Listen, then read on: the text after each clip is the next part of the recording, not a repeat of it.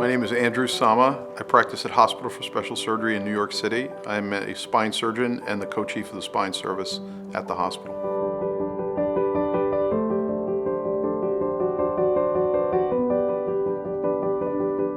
When I met the team at Kuros, I was impressed by their scientific knowledge and the application of that science to the technology that they create.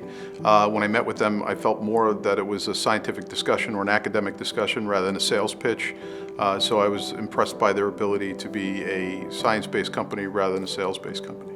They've created products such as MagnetOs that are fundamentally sound and can be applied by any surgeon for any patient with good outcomes. I'm looking for a bone graft that's commercially available with good handling properties and characteristics that works to achieve fusion.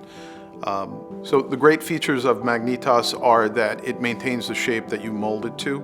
So when you place it into the fusion gutter, it prevents soft tissue from falling into that gutter, and it allows good, hard trabecular bone to form as part of your fusion mass, and that's a predictable event.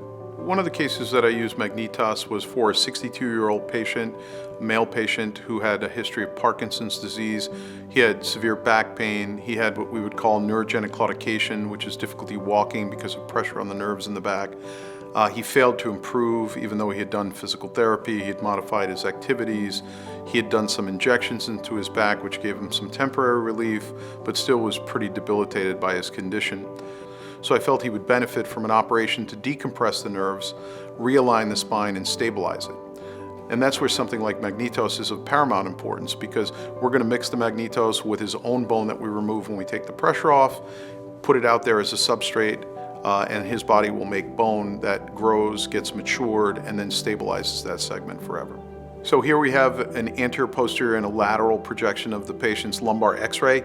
This shows a grade 1 degenerative spondylolisthesis of L4 and L5. With bending films, flexion extension, there's a minimal amount of reduction when the patient extends his spine, demonstrating that there is some segmental instability. We look at the CT scan with the patient in the supine position.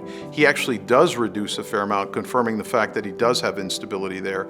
And you can see the degenerative nature of his facet joints on the axial cuts. When you look at his MRI scan, he has spondylolisthesis as previously noted.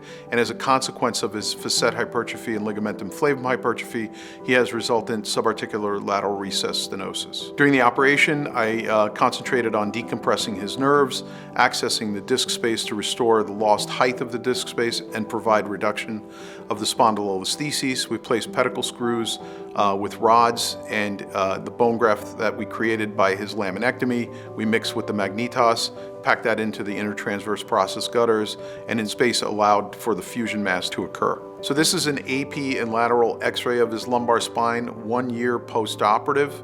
You can see that he has formed an excellent fusion mass in the intertransverse process gutters bilaterally. He has maintained his reduction of the spondylolistheses, and he has maintained the height that was created for his disc space with no evidence of significant subsidence.